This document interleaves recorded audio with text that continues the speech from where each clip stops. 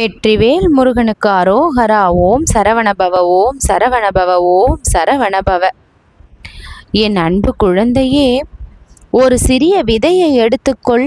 அதை ஒரு அழகான பூந்தொட்டியில் வைத்து மேலே பூக்களை வைத்து அலங்கரித்தால் அது மரமாகி விடாது.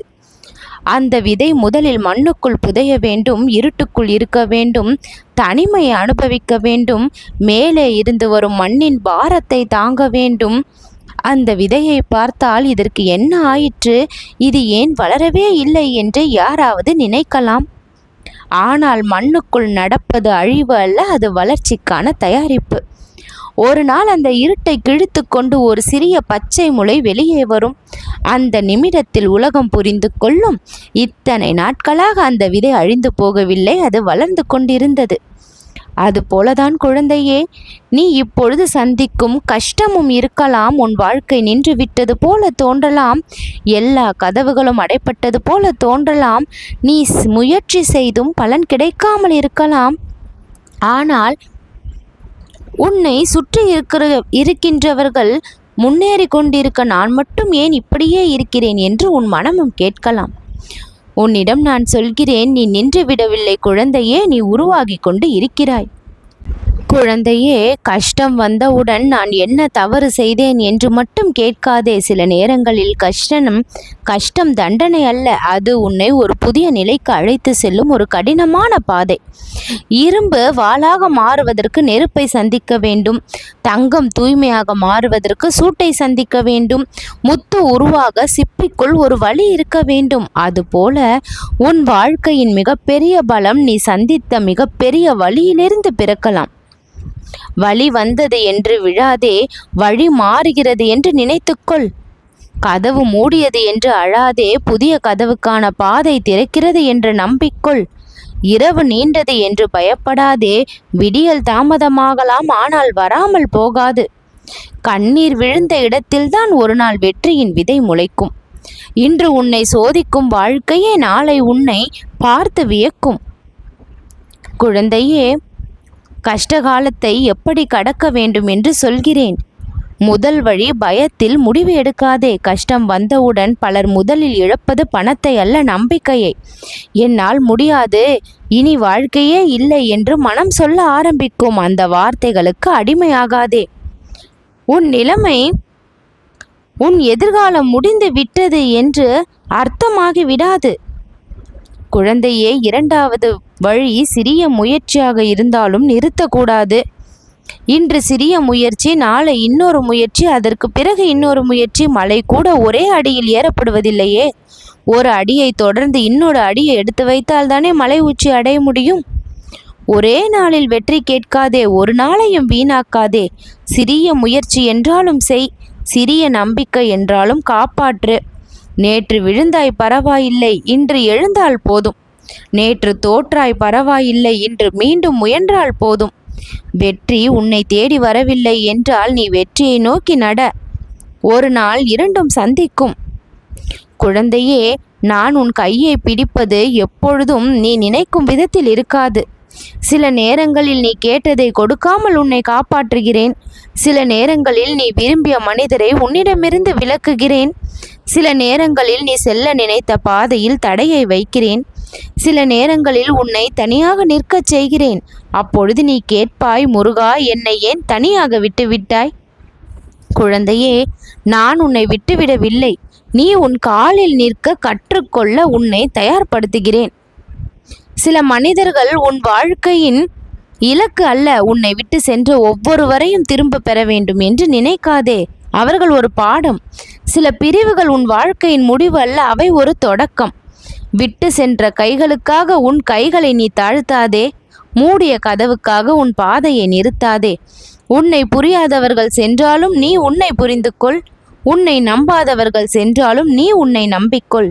உலகம் முடிந்தது என்ற இடத்தில் முருகன் தொடங்கு என்று சொல்வான்.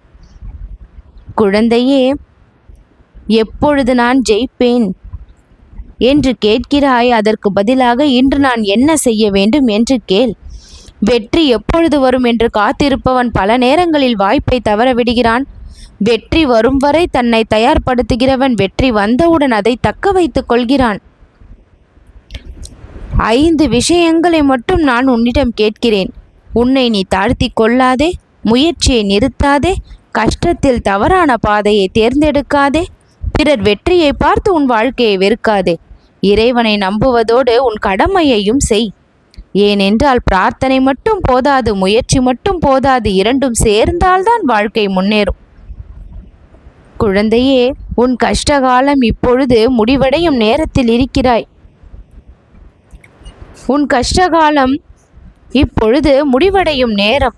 ஒரு நாள் நீ திரும்பி பார்ப்பாய், அந்த காலத்தை நான் எப்படி கடந்து வந்தேன் என்று நீயே ஆச்சரியப்படுவாய். இன்று உன்னை அழ வைத்த விஷயம் நாளை உன்னை பலமான மனிதனாக மாற்றி இருக்கும். இன்று உன்னை உடைத்தது போல தோன்றிய அனுபவம் நாளை உன்னை உன் வாழ்க்கையின் மிகப்பெரிய பாடமாக இருக்கும். கண்ணீருக்கு ஒரு காலம் கொடு, காயங்களுக்கு ஒரு காலம் கொடு, தோல்விக்கும் ஒரு காலம் கொடு, தனிமைக்கும் ஒரு காலம் கொடு. ஆனால் குழந்தையே, எந்த இரவும் நிரந்தரமில்லை, எந்த புயலும் நிரந்தரமில்லை, எந்த கஷ்டமும் நிரந்தரமில்லை. நீ மட்டும் நின்று விடாதே, நீ மட்டும் உடைந்து விடாதே, நீ மட்டும் உன்னை இழந்து விடாதே. விழுந்தாலும் எழு, தோற்றாலும் முயல், அழுதாலும் நட, பயந்தாலும் முன்னேறு.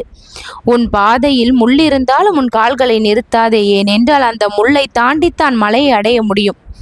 இன்று உன்னை சோதிக்கும் வாழ்க்கை நாளை உன் வெற்றியை பார்த்து தலை வணங்கும். உன் கஷ்டம் நிரந்தரம் அல்ல, உன் கண்ணீர் நிரந்தரம் அல்ல, உன் தோல்வி நிரந்தரம் அல்ல, உன் தனிமை நிரந்தரம் அல்ல. நீ மீண்டும் எழுவாய், நீ மீண்டும் சிரிப்பாய், நீ மீண்டும் நம்புவாய், நீ மீண்டும் முயற்சி செய்வாய். அப்பொழுது நீ உன் வாழ்க்கையை பார்த்து சொல்வாய், இந்த கஷ்டம் வரவில்லை என்றால் இன்று நான் நலமாக இருந்திருக்க முடியாது என்று. குழந்தையே, புதிய காலம் தொடங்கியது. உன் முயற்சிக்கு வெற்றி இனி கிடைக்கும், மனதிற்கு அமைதி கிடைக்கும், குடும்பத்தில் மகிழ்ச்சி கிடைக்கும். உன் வாழ்க்கைக்கு தேவையான பல கதவுகள் இப்பொழுது திறந்தே தீரும் என்பது விதியாக இருக்கிறது. நீ ஜெயிப்பாய். நிச்சயம் முயற்சி செய், நிச்சயம் முன்னேறு, நிச்சயம் உன்னை நம்பு. வெற்றி இனி உனதாகட்டும். எப்பொழுது எல்லாம் என் கரத்தை பிடித்து நடந்தாயோ அப்பொழுது என்னுடைய நிழல் உனக்கு பாதுகாப்பாக வந்ததை நீ மறக்கவில்லை. இந்த முருகன் உனக்கு துணை நின்று உன் வாழ்க்கையை நான் பல நேரங்களில் காப்பாற்றி இருக்கின்றேன். பல ஆபத்துகளில் இருந்து என் கரங்கள் உன்னை காப்பாற்றி இருக்கின்றது. உன் கால்கள் தவறான பாதையில் செல்ல துணிந்த பொழுது அப்பொழுது ஒரு கணம் உன்னை யோசிக்க வைத்து அந்த பாதையிலிருந்து திரும்பி நல்ல பாதையில் நடக்க வைத்திருக்கிறேன். இது எல்லாம் சோதனை என்கின்ற பேரில் உன் வாழ்வில் நடந்திருக்கின்றது. அந்த சோதனை வரவில்லை என்றால் நீ என்றோ தவறாக நடந்து கொண்டிருப்பாய். அந்த தவற்றிலிருந்து நான் உன்னை காப்பாற்றி இப்பொழுது நல்ல நிலைமையில் பாதுகாத்து வைத்திருக்கின்றேன். இதை கஷ்டம் என்று மட்டும் ஒருபொழுதும் சொல்லிவிடாதே. இதுதான் உனக்கு பாதுகாப்பான நிலை. இந்த முருகனுடைய அருள் உனக்கு இருப்பதால் தான் இப்பொழுது வரை நீ நலமாக வாழ்ந்து கொண்டிருக்கிறாய் என்பதை தெரிந்து கொள். தற்சமயம் அனுபவிக்கும் பிரச்சனைகள் எல்லாம் நிரந்தரமாகி விடாது. ஒரு சில பாடத்தை அது உனக்கு கற்பித்து விட்டு வந்த வழியே சென்றுவிடும். அதுவரை இறைவனின் மீது நம்பிக்கை கொள், உன் மீது நம்பிக்கை கொள். நீ ஜெயிப்பாய். வெற்றி நிச்சயம்.